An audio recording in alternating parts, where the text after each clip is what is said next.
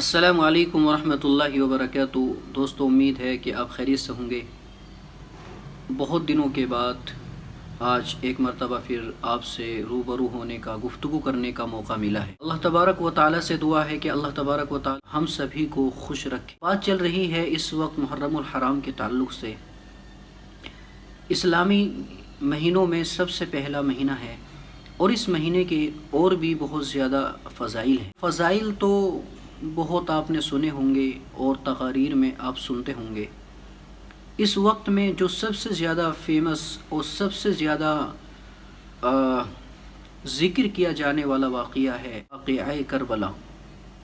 اور واقعہ کربلا کے بارے میں ہر کوئی جانتا ہے کہ حضرت حسین رضی اللہ تعالیٰ عنہ، جو آقا مدنی علیہ الصلاۃ والسلام کے نواسے تھے، ان کی شہادت اسی مہینے میں 10ویں تاریخ کو واقع ہوئی تھی اور کربلا کے میدان میں واقع ہوئی تھی۔ اس کے پیچھے کا ایک بہت بڑی تاریخ ہے، بہت بڑا پس منظر ہے، جس کو ہمیں سمجھنا ضروری ہے۔ دراصل آج ہم بات کرنے کے لیے اس لیے مجبور ہوئے ہیں کہ بہت سے لوگوں کا اعتراض ہے۔ حضرت حسین رضی اللہ تعالیٰ عنہ یزید سے بیعت کرنے کے لیے نکلے تھے، اور حضرت حسین رضی اللہ تعالیٰ عنہ نے کہا تھا کہ مجھے موقع دیا جائے تاکہ میں یزید سے روبرو ہو کر اور یزید کے ہاتھوں پر میں بیعت کر لوں۔ حالانکہ واقعہ یہ نہیں تھا، واقعہ کچھ اور تھا۔ اس سے پہلے کہ ہم یہ واقعہ ذکر کریں اور شہادت حسین کے بارے میں ذکر کریں، اس کے پیچھے کی جو تاریخ ہے، پیچھے کی جو ہسٹری ہے، اس کو ہم آپ کے سامنے ذکر کرنا چاہتے ہیں۔ حضرت ابوبکر صدیق رضی اللہ تعالیٰ عنہ کی خلافت آپ سبھی کو معلوم ہے، اور اس کے بعد میں حضرت عمر فاروق کی خلافت بھی آپ سبھی کو معلوم ہے۔ حضرت عثمان کا نمبر آتا ہے، حضرت عثمان رضی اللہ تعالیٰ عنہ کے بعد میں پھر حضرت علی رضی اللہ تعالیٰ عنہ کا نمبر آتا ہے۔ اور آپ یہ بھی جانتے ہیں کہ حضرت علی رضی اللہ تعالیٰ عنہ آقا مدنی علیہ الصلاۃ والسلام کے چچا کے لڑکے تھے، یعنی چچا زاد بھائی تھے۔ تو بعض لوگوں کا اس اعتبار سے خیال تھا کہ جس طریقے سے دنیاوی معاملات میں، یعنی کہ پراپرٹی میں اپنا رشتہ دار ہوتا ہے یا خاندانی ہوتا ہے یا گھر کا ہوتا ہے، وہ پہلا مستحق ہوتا ہے اس کی پراپرٹی کا۔ تو اسی بات کو سامنے رکھتے ہوئے، اسی کے مد نظر بہت سے لوگوں کا خیال یہ تھا کہ جس طریقے سے پراپرٹی کا مالک یا زمین کا وراثت کا مالک، وراثت جو ہے اس کے خاندان والوں کو دی جاتی ہے، اس کے جو قریبی رشتہ دار ہیں ان کو دی جاتی ہے، تو اسی اعتبار سے نبوت کا جو ایک سلسلہ ہے، اس کے بعد میں جو خلافت کا سلسلہ ہے، یہ بھی حضرت علی رضی اللہ تعالیٰ عنہ کو ملنی چاہیے تھی۔ اور یہ اعتراض کسی مسلمان کا نہیں تھا، یہ اعتراض اس شخص کا نہیں تھا جو آقا مدنی علیہ الصلاۃ والسلام کو آخری رسول سمجھتا ہو۔ یہ اعتراض اس شخص کا نہیں تھا جو حضرت ابوبکر صدیق کو اور حضرت عمر کو، حضرت عثمان کو اللہ کے نبی علیہ الصلاۃ والسلام کا سچا دوست اور جانشین سمجھتا ہو۔ یہ اعتراض اس کا نہیں تھا، یہ اعتراض ان لوگوں کا تھا جو پہلے بھی اسلام کے دشمن تھے اور اس وقت بھی اسلام کے دشمن تھے۔ انہوں نے صرف اس لیے کہ اسلام کے اندر پھوٹ پڑنے لگے، اہل اسلام میں پھوٹ پڑ جائے، آپس میں لڑنے لگے، اور جو ان کی ایک فتح یابی ہے دنیا کے اندر، یہ جہاں بھی جاتے ہیں فتح ہو جاتے ہیں، جیت جاتے ہیں، تو وہ جو رفتار ہے وہ تھم سی جائے۔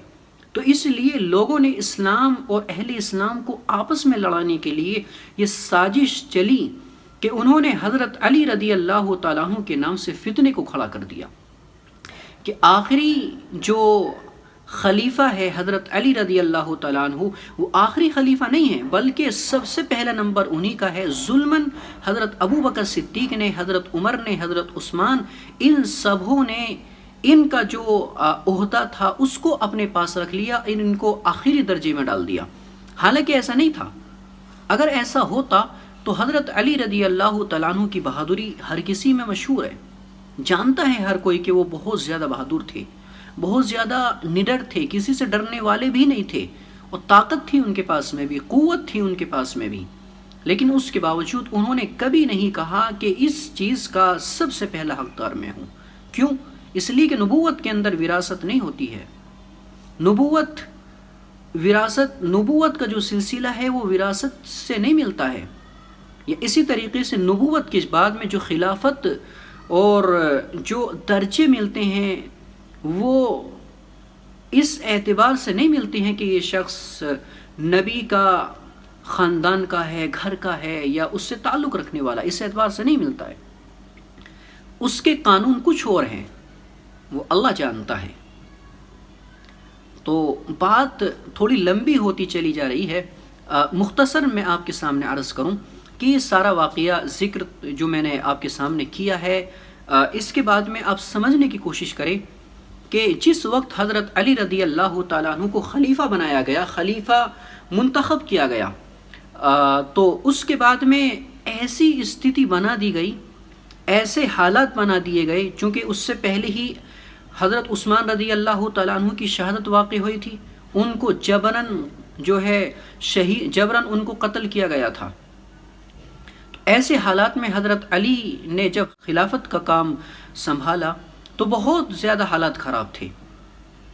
تو حضرت علی کو بھی شہادت حاصل ہوئی، اور اس کے بعد میں حضرت علی کے جانشین یعنی حضرت حسن رضی اللہ تعالیٰ عنہ جو بڑے بیٹے تھے، ان کو حضرت علی کی جگہ خلیفہ منتخب کر لیا گیا. ایک طرف یہ تھے اور ادھر دوسری طرف حضرت معاویہ رضی اللہ تعالیٰ عنہ تھے. اب چونکہ حالات بہت زیادہ کشیدہ تھے تو حضرت حسن رضی اللہ تعالیٰ عنہ نے خلیفہ بننے کے صرف 6 مہینے کے بعد میں حضرت امیر معاویہ سے کہا کہ آپ ہی مسلمانوں کے بادشاہ رہیں گے، امیر رہیں گے، خلیفہ رہیں گے. میں آپ کے ہاتھ پر سبکدوشی، میں آپ کے ہاتھ پر استعفیٰ دیتا ہوں اور میں آپ کو مسلمانوں کا اور اپنا امیر تسلیم کرتا ہوں. تو یہاں تک زیادہ اختلاف نہیں تھا، اور ان لوگوں کا حوصلہ یہاں پست ہو چکا تھا جو مسلمانوں کو لڑانا چاہتے تھے. ان لوگوں کے حوصلے یہاں پست ہو چکے تھے. اب اس کے بعد میں سلسلہ آگے بڑھا، دراز ہوا.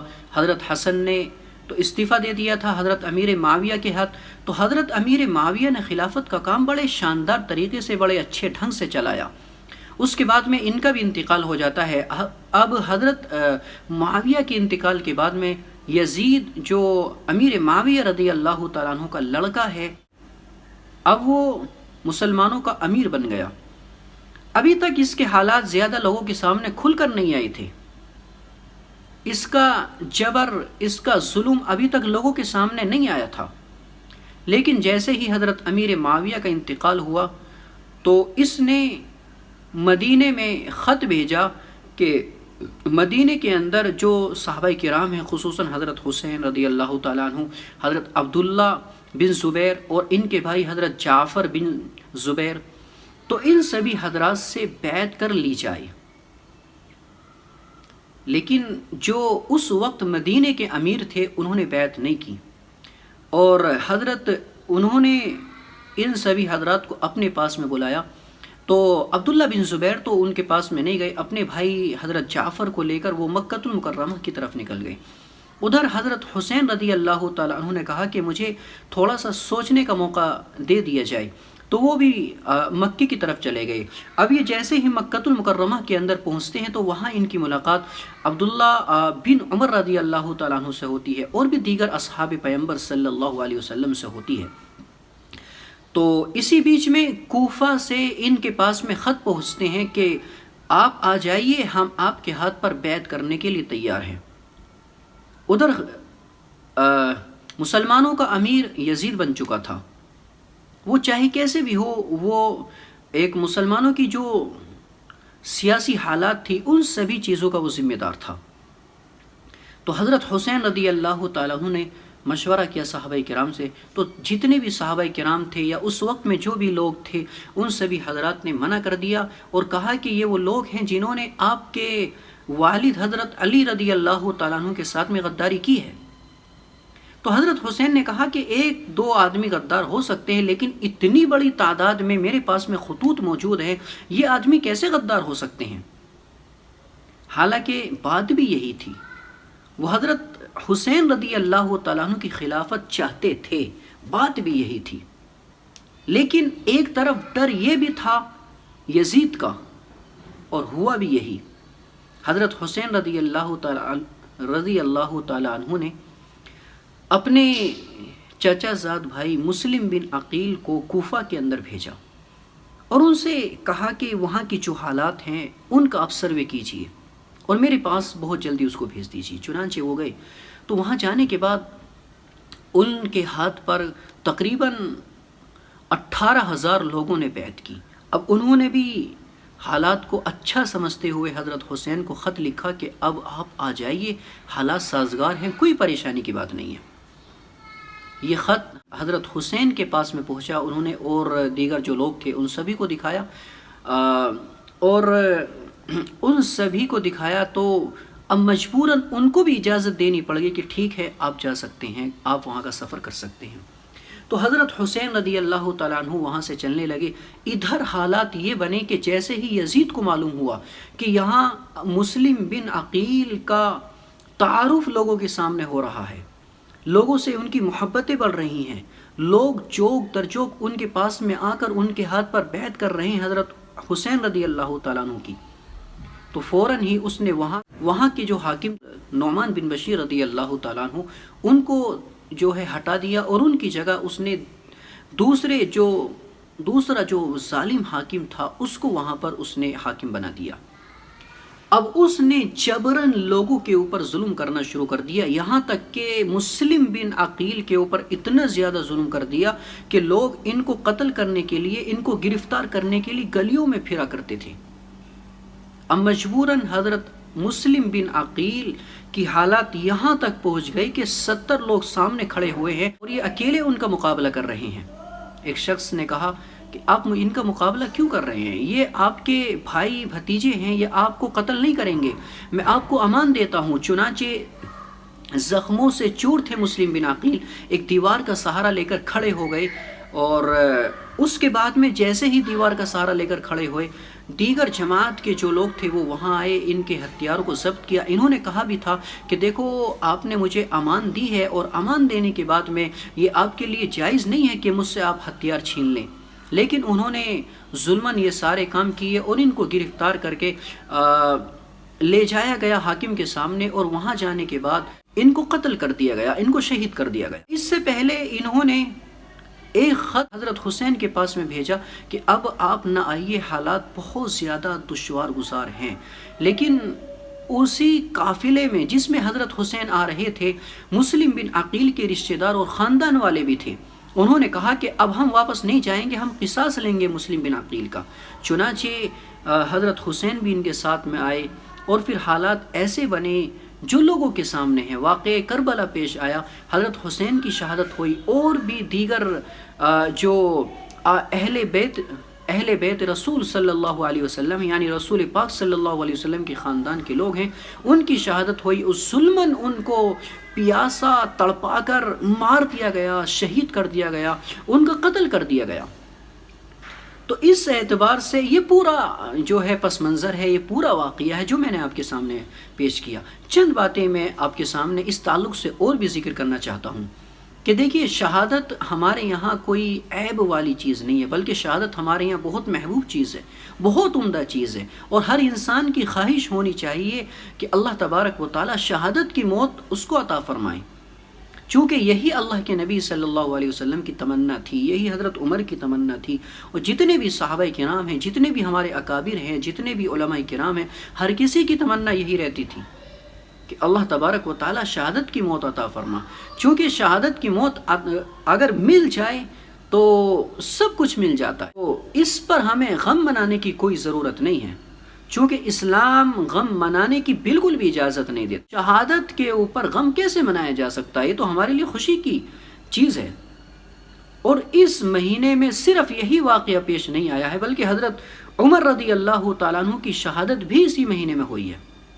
بعض لوگ اس اعتبار سے کہتے ہیں کہ اس مہینے میں نکاح وغیرہ نہیں کرنے چاہیے۔ بھائی ایسے مہینے میں کہ جو مہینہ افضل ہو یا جو مہینہ اسلام کی نکاح میں بہت محبوب ہو، بہت اعلیٰ ہو، تو ایسے مہینے میں چونکہ نکاح بھی ایک عبادت ہے، اور آپ جانتے ہیں کہ اس مہینے میں عبادت کا ثواب بہت زیادہ ملتا ہے، تو ہمیں امید ہے کہ نکاح اگر عبادت ہے تو اس کے عبادت ہونے کی وجہ سے اس کے ثواب کا درجہ بھی اور زیادہ بلند ہو جائے گا۔